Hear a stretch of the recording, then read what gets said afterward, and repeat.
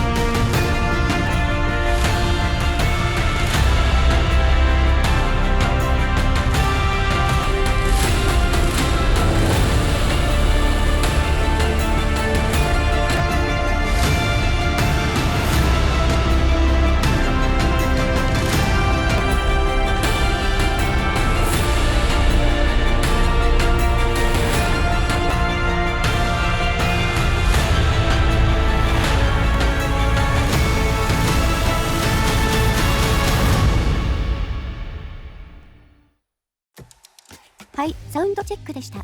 なんだかそれぞれの特徴がよく出ていたようですね。そうなんだよ。案外この比較、正解だったかななんて思った。実機の聞き比べも含めた印象だけど、まずキャスタープロとの比較は低域のここの差。どういうこと？ディオニックの方が量感はあるけど、それが必ずしもいいとは限らないなぁという印象。